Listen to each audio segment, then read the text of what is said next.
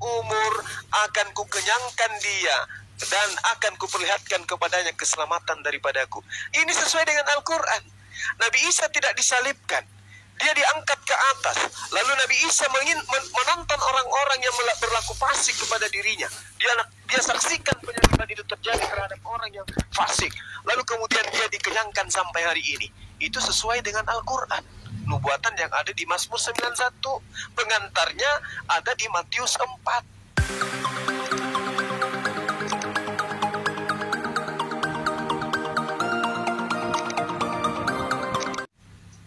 Ternyata Yesus itu adalah anak Tuhan yang kepadanya diutus malaikat untuk melindungi dia.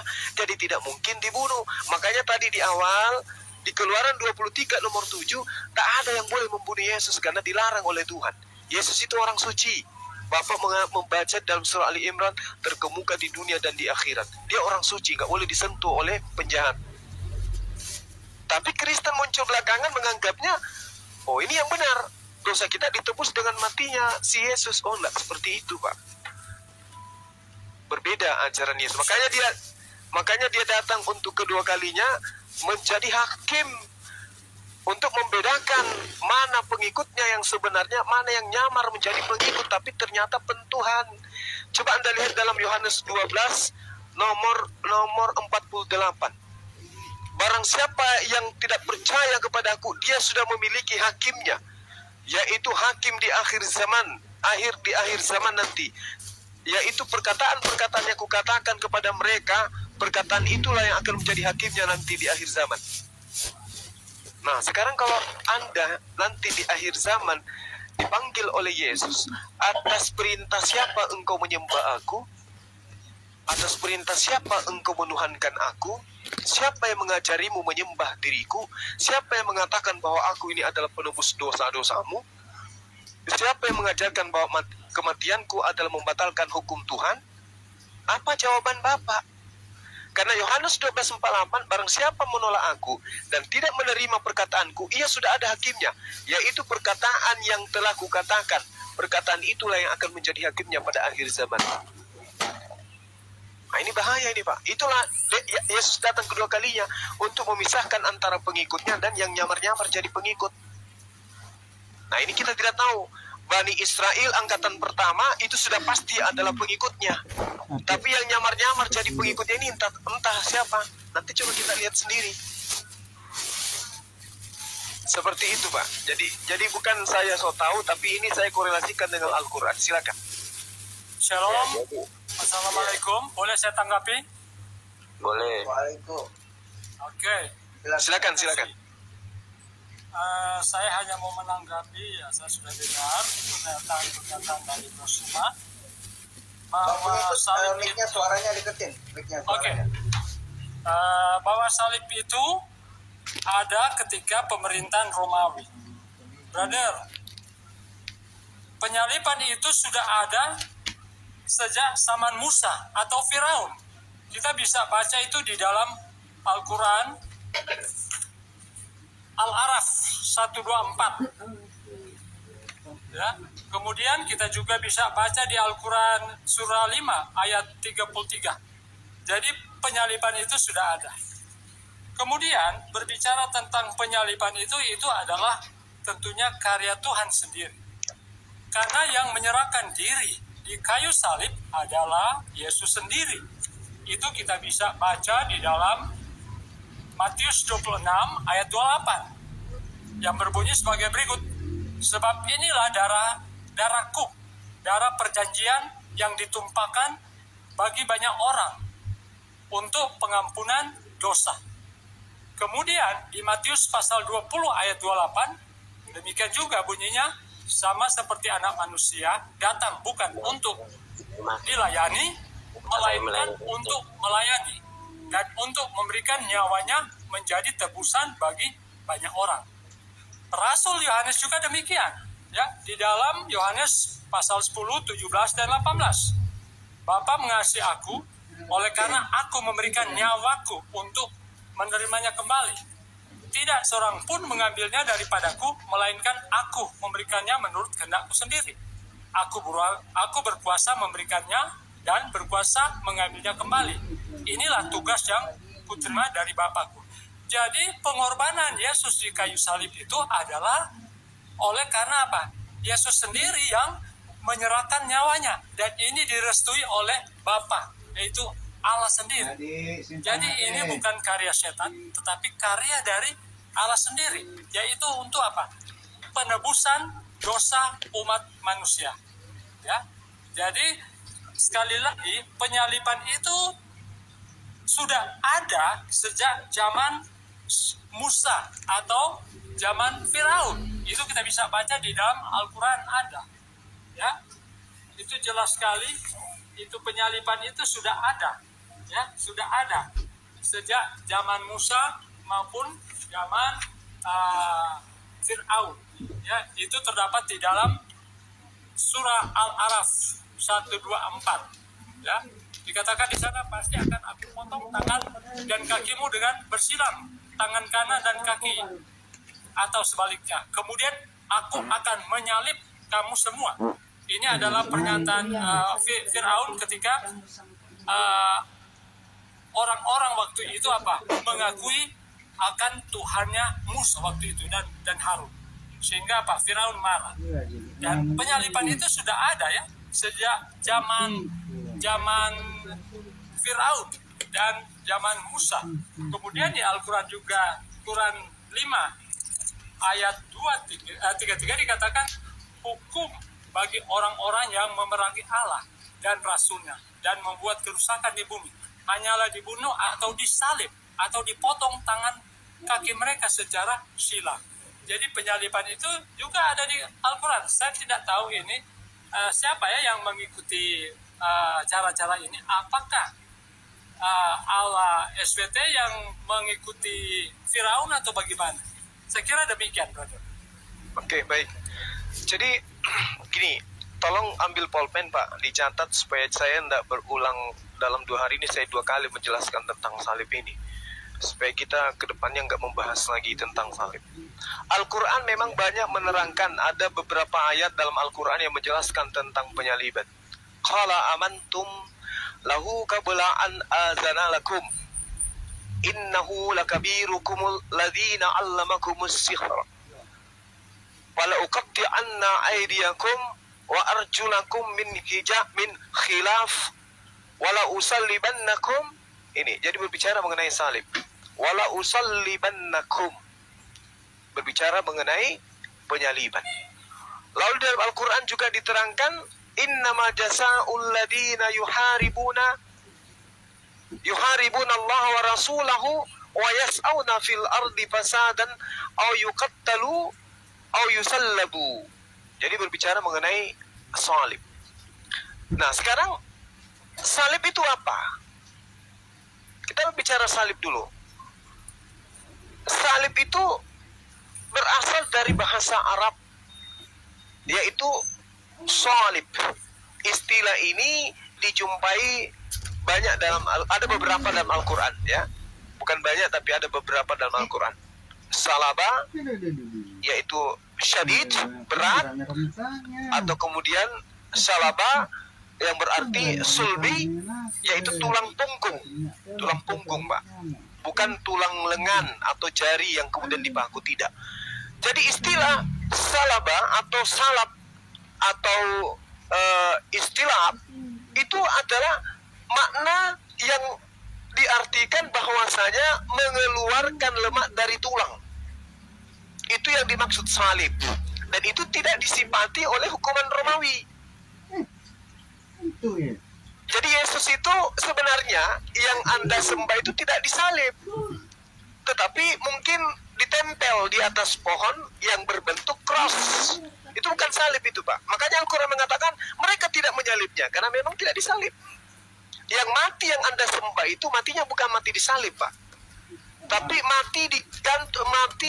matinya ditempel di atas pohon lalu dipaku. Kalau salib, punggungnya yang diikat kemudian di atas pohon, lalu kemudian kepalanya terurai ke bawah dengan kakinya dan tangannya terurai sampai dia mati secara perlahan. Itu baru dikatakan salib. Jadi tidak ada yang meniru siapa yang meniru. Al-Quran yang menjelaskan tentang keadaan penghukuman terhadap apa yang terjadi pada masa Fir'aun. Al-Quran yang menjelaskan bahwa keadaan itu adalah penyaliban, bukan penempelan manusia dengan dipaku di atas pohon. Jadi kalau Anda melihat ada papan berbentuk jemuran, mohon maaf, yang bentuk cross itu bukan untuk disalib itu, Pak. Bukan. Kalau untuk salib itu pohonnya lurus aja ke atas. Baru kemudian di tengah-tengah pohon itu, tiang itu diikat orang itu. Diikat bagian sulbi. Makanya dikatakan salib. Nah, sementara kalau Anda belajar tentang original teks kitab saudara, itu bukan salib, Pak. Dalam bahasa Yunani. Jadi Bapak harus memahami, oh ternyata di dalam bahasa Yunani itu bukan disebutkan sebagai salib. Salib itu dari Al-Quran. Sehingga Anda tidak kemudian mencampur adukan antara pengajaran Quran dan pengajaran kitab Anda. Tapi saya maklum karena kitab Anda hanya terjemahan. Jadi arahnya pun tidak jelas kemana-mana. Nah, ini yang perlu dipahami supaya kedepannya jangan lagi diulang-ulang. Di tempat Anda boleh disebut stauros. Atau mungkin Anda seperti yang tadi siang itu mencoba untuk mengatakan salib itu adalah ksilon. Boleh. Meskipun saya masih ragu, saya masih sangsi kalau itu yang dimaksud. Jadi Yesus itu yang Anda tuhankan, kalau dalam agama kami orang yang diserupakan dengan Nabi Isa alaihissalam yang Anda tuhankan itu tidak disalib itu, Pak. Dibunuh. Dengan cara diperlakukan seperti apa ya? Seperti dibuat seperti gambar yang kemudian dipaku di atas kayu yang berbentuk cross. Itu bukan salib itu. Sekali lagi saya katakan itu bukan salib. Itu pembunuhan dengan cara dipaku. Itu bukan salib. Kalau salib dia tidak ada tangan disentuh, dia cuma digantung bagian pinggul, talinya itu di bawah pusat, kemudian dililitkan ke pohon atau ke atas tiang. Itu yang disebut salib.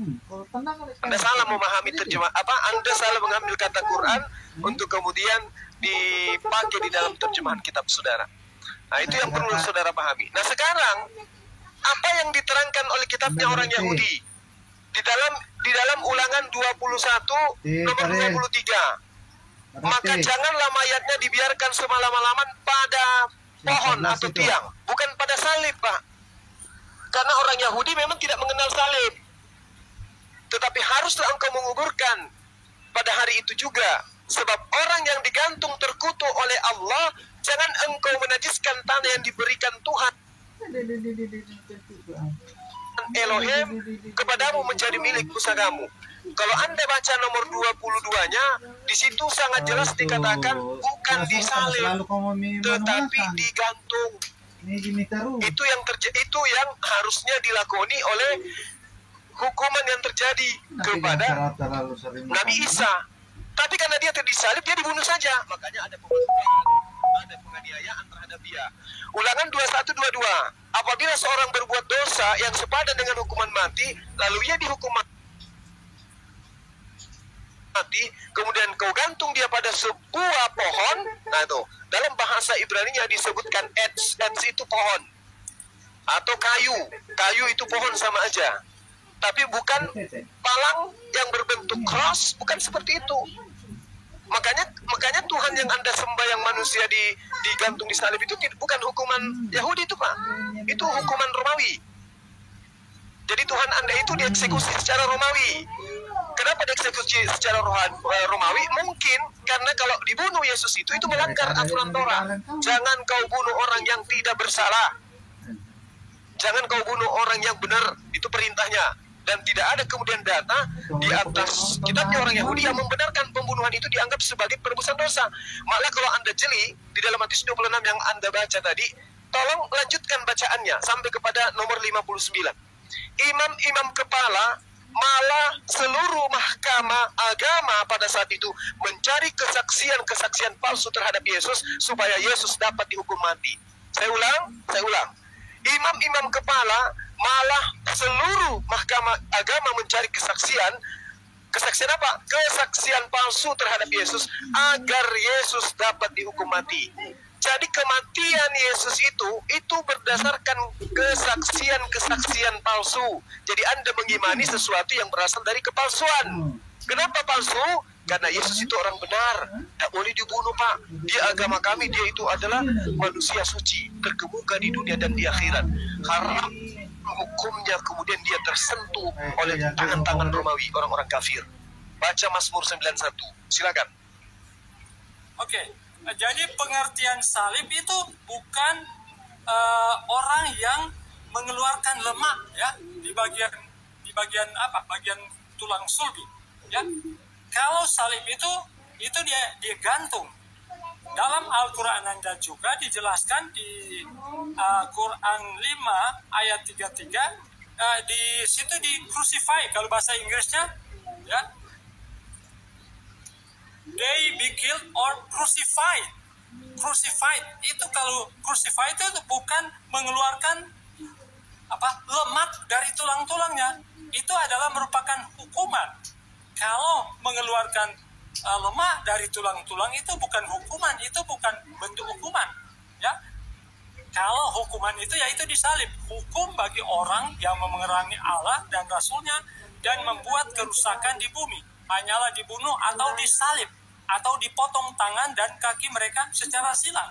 Kemudian di Al-Araf 124 juga demikian. I will surely cut off your hands and feet on opposite sides, then I will surely crucify.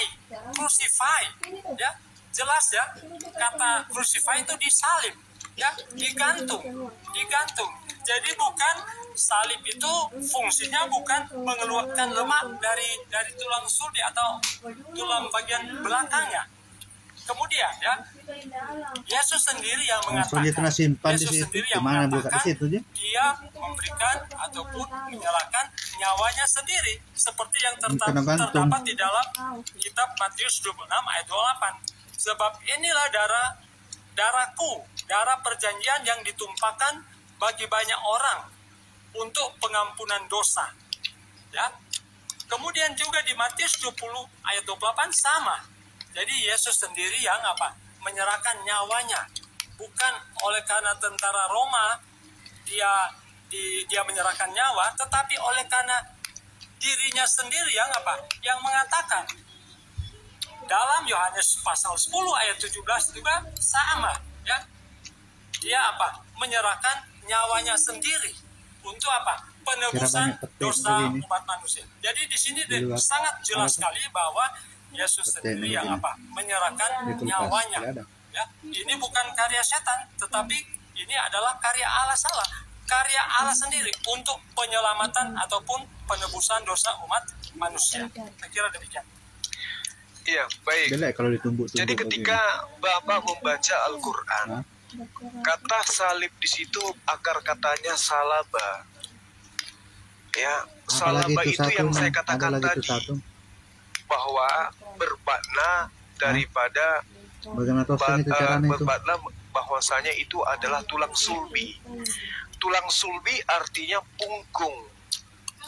Jadi makna daripada salib ini adalah mengikat tulang sulbi, mengikat punggung di batang kayu sampai orang itu kemudian mati. Jadi dia disiksa, dihukum secara perlahan, diikat di atas pohon ke sebatang kayu, bagian tulang sulbi itu yang dimaksud dengan salib.